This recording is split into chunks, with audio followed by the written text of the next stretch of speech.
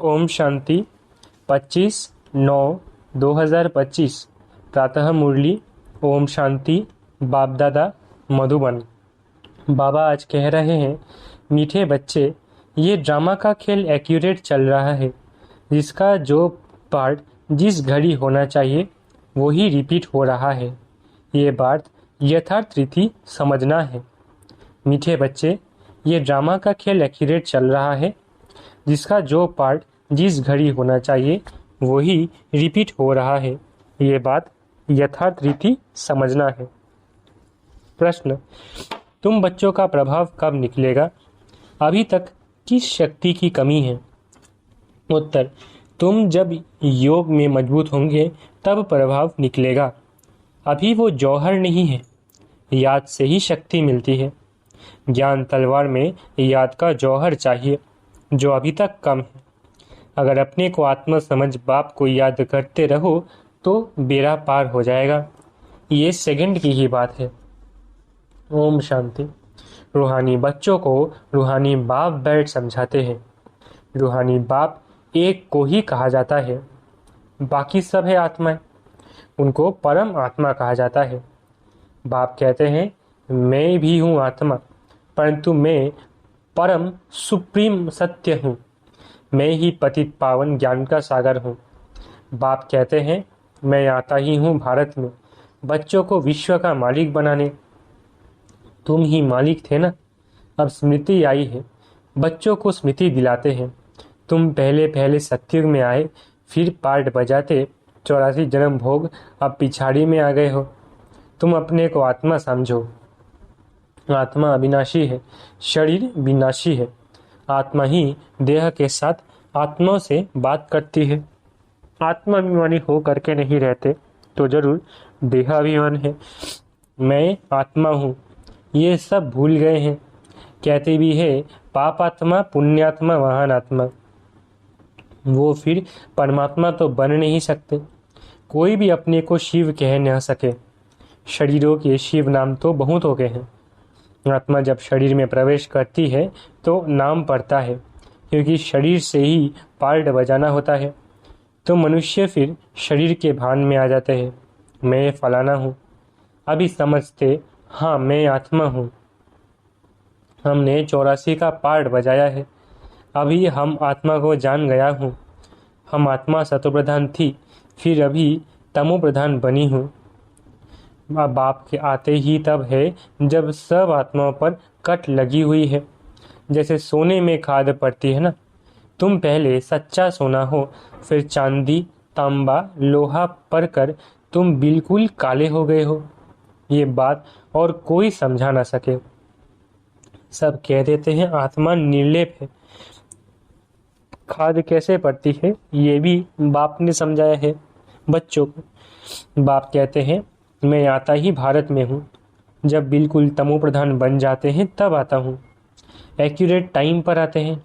जैसे ड्रामा में एक्यूरेट खेल चलता है ना, तो जो पार्ट जिस घड़ी होना होगा उस समय फिर रिपीट होगा। इसमें ज़रा भी फर्क पड़ नहीं सकता।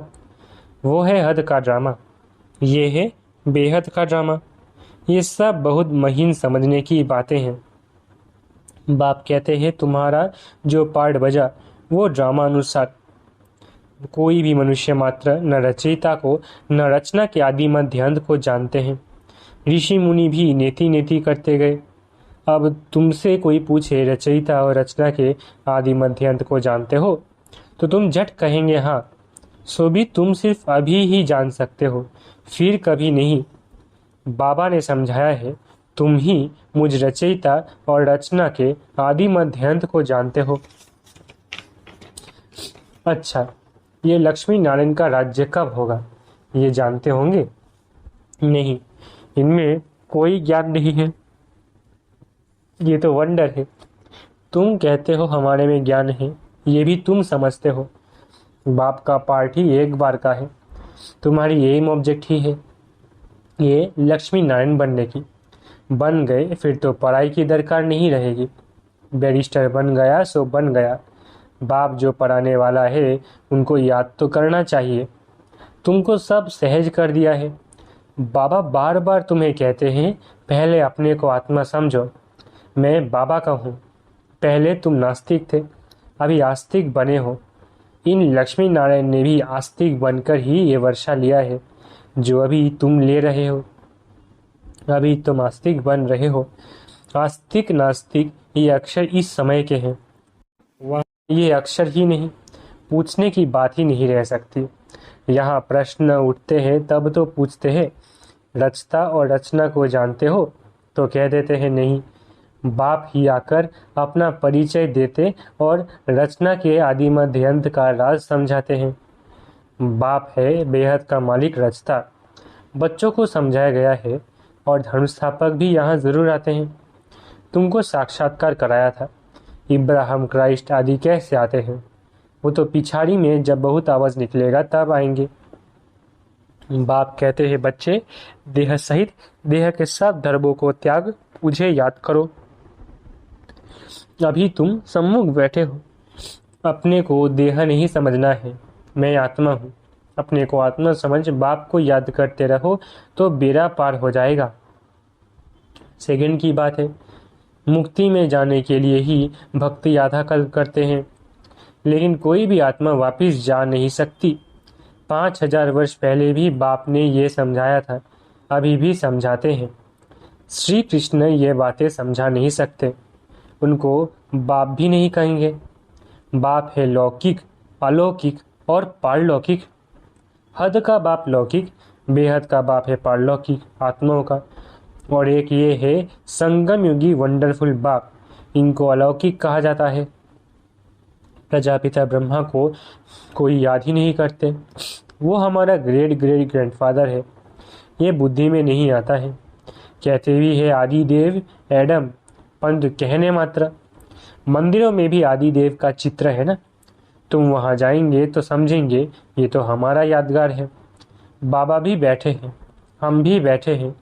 यहाँ बाप चैतन्य में बैठे हैं, वहाँ जड़ चित्र रखे हैं। ऊपर में स्वर्ग भी ठीक है। जिन्होंने मंदिर देखा है वो जानते हैं कि बाबा हमको अब चैतन्य में राजयोग सिखा रहे हैं, फिर बाद में मंदिर बनाते हैं। ये स्मृति में आना चाहिए कि ये सब हमारे यादगार है।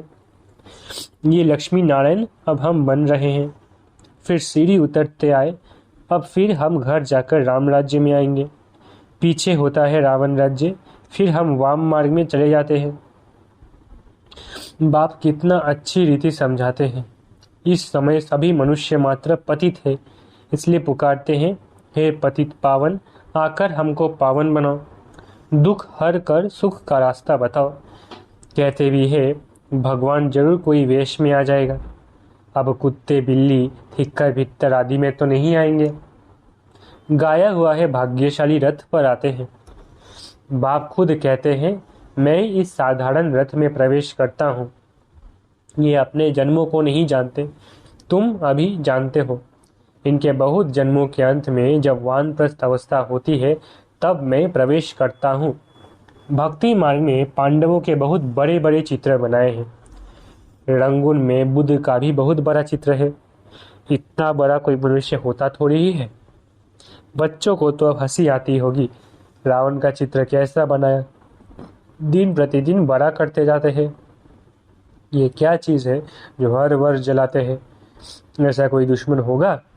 दुश्मन का ही चित्र बनाकर जलाते हैं। अच्छा, रावण कौन है? कब दुश्मन बना है जो हर वर्ष जलाते आते हैं? इस दुश्मन का किसको भी पता नहीं है। उनका अर्थ कोई बिल्कुल नहीं जानते। बाप समझाते हैं वो है ही रावण संप्रदाय, तुम हो राम संप्रदाय। अब बाप कहते हैं गृहस्थ व्यवहार में रहते कमल फूल समान बनो और मुझे याद करो। कहते हैं बाबा हंस और बगुली इकट्ठे कैसे रह सकते हैं? खिटखिट होती है, सो तो जरूर होगा, सहन करना पड़ेगा। इसमें बड़ी युक्तियां भी हैं।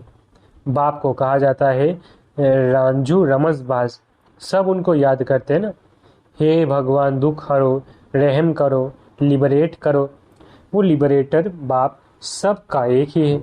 तुम्हारे पास कोई भी आते हैं तो उनको अलग अलग समझाओ। कराची में एक एक को अलग अलग बैठ समझाते थे। तुम बच्चे जब योग में मजबूत हो जाएंगे तो फिर तुम्हारा प्रभाव निकलेगा। अभी अर्जुन वो जौहर नहीं है।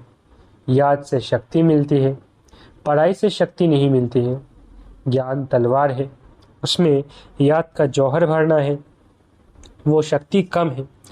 बाप रोज कहते रहते हैं, बच्चे याद की यात्रा में रहने से तुमको ताकत मिलेगी, पढ़ाई में इतनी ताकत नहीं है। याद से तुम सारे विश्व के मालिक बनते हो, तुम अपने लिए ही सब कुछ करते हो। बहुत आए फिर गए, माया भी दुष्टर है। बहुत नहीं आते हैं, कहते हैं ज्ञान तो बहुत अच्छा है, खुशी भी होती है। बाहर गया खलास, जरा भी ठहरने नहीं देती। कोई कोई को बहुत खुशी होती है। ओहो, अब बाबा आए हैं, हम तो चले अपने सुखधाम। बाप कहते हैं, अभी पूरी राजधानी स्थापन ही कहाँ हुई है। तुम इस समय हो ईश्वरीय संतान, फिर होंगे देवताएं। डिग्री कम हो गई ना, मीटर में पॉइंट होती है, इतनी पॉइंट कम। तुम अभी एकदम ऊंच बनते हो, फिर कम होते होते नीचे आ जाते हो। सीढ़ी नीचे उतरना ही है। अब तुम्हारी बुद्धि में सीढ़ी का ज्ञान है। चढ़ती कला सर्व का भला, फिर धीरे धीरे उतरती कला होती है। शुरू से लेकर इस चक्र को अच्छी रीति समझना है। इस समय तुम्हारी चढ़ती कला होती है, क्योंकि बाप साथ है ना। ईश्वर जिसको मनुष्य सर्वव्यापी कह देते हैं, वो बाबा मीठे मीठे बच्चे कहते रहते हैं, और बच्चे फिर बाबा बाबा कहते रहते हैं। बाबा हमको पढ़ाने आए हैं। आत्मा पढ़ती है, आत्मा ही कर्म करती है। हम आत्मा शांत स्वरूप हूँ, इस शरीर द्वारा कर्म करती हूँ। अशांत अक्षर ही तब कहा जाता है जब दुख होता है। बाकी शांति तो हमारा स्वधर्म है। बहुत कहते हैं मन की शांति हो। अरे, आत्मा तो स्वयं शांत स्वरूप है, उनका घर ही है शांति धाम। तुम अपने को भूल गए हो। तुम तो शांति धाम के रहने वाले थे, शांति वहां ही मिलेगी। आजकल कहते हैं एक राज्य, एक धर्म, एक भाषा हो, one cast, one religion, one God. अब गवर्नमेंट लिखती भी है वन गॉड है, फिर सर्वव्यापी क्यों कहते हैं? वन गॉड तो कोई मानता ही नहीं है। तो अब तुमको फिर ये लिखना है, लक्ष्मी नारायण का चित्र बनाते हो, ऊपर में लिख दो सतयुग में जब इन्हों का राज्य था तो one god one deity religion था। परंतु मनुष्य कुछ समझते नहीं है, अटेंशन नहीं देते हैं। अटेंशन उनका जाएगा जो हमारे ब्राह्मण कुल का होगा, और कोई नहीं समझेंगे। इसलिए बाबा कहते हैं अलग अलग बिठाओ फिर समझाओ। फॉर्म भराओ तो मालूम पड़ेगा, क्योंकि कोई किसको मानने वाला होगा, कोई किसको। सबको इकट्ठा कैसे समझाएंगे? अपनी अपनी बात सुनाने लग पड़ेंगे। पहले पहले तो पूछना चाहिए कहाँ आए हो। बीके का नाम सुना है? प्रजापिता ब्रह्मा तुम्हारा क्या लगता है? कभी नाम सुना है? तुम प्रजापिता ब्रह्मा की संतान नहीं हो। हम तो प्रैक्टिकल में हैं। हो तुम भी, परंतु समझते नहीं हो। समझाने की बड़ी युक्ति चाहिए। अच्छा, मीठे मीठे सिखिलधे बच्चों प्रति माता पिता बाप दादा का याद प्यारा गुड मॉर्निंग। रूहानी बाप की रूहानी बच्चों को नमस्ते। हम रूहानी बच्चों की रूहानी माता पिता बाप दादा को याद प्यार गुड मॉर्निंग और नमस्ते। धारणा के लिए मुख्य सार। पहला, मंदिरों आदि को देखते सदा यह स्मृति रहे कि ये सब हमारे ही यादगार है। अब हम ऐसा लक्ष्मी नारायण बन रहे हैं। गृहस्थ व्यवहार में रहते कमल फूल समान रहना है। हंस और बगुले साथ हैं तो बहुत युक्ति से चलना है, सहन भी करना है। वरदान, एकता और संतुष्टता के सर्टिफिकेट द्वारा सेवाओं में सदा सफलता मूर्त भव। वरदान, एकता और संतुष्टता के सर्टिफिकेट द्वारा सेवाओं में सदा सफलता मूर्त भव। सेवाओं में सफलता मूर्त बनने के लिए दो बातें ध्यान में रखनी है। एक, संस्कारों को मिलाने की यूनिटी, और दूसरा, स्वयं भी सदा संतुष्ट रहो तथा दूसरों को भी संतुष्ट करो। सदा एक दो में स्नेह की भावना से, श्रेष्ठता की भावना से संपर्क में आओ तो ये दोनों सर्टिफिकेट मिल जाएंगे। फिर आपका प्रैक्टिकल जीवन बाप के सूरत का दर्पण बन जाएगी, और उस दर्पण में बाप जो है, जैसा है, वो दिखाई देगा।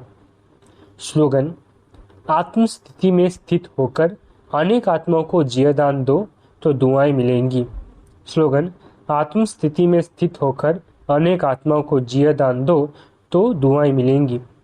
अव्यक्त इशारे: अब लगन की अग्नि को प्रज्वलित कर योग को ज्वालारूप बनाओ। जैसे अग्नि में कोई भी चीज डालो तो नाम, रूप, गुण सब बदल जाता है। ऐसे जब बाप के याद के लगन की अग्नि में पड़ते हो तो परिवर्तन हो जाते हो। मनुष्य से ब्राह्मण बन जाते, फिर ब्राह्मण से फरिश्ता, सो देवता बन जाते। लगन की अग्नि से ऐसा परिवर्तन होता है जो अपनापन कुछ भी नहीं रहता। इसलिए याद को ही ज्वालारूप कहा है। अच्छा, ओम शांति। शुक्रिया बाबा।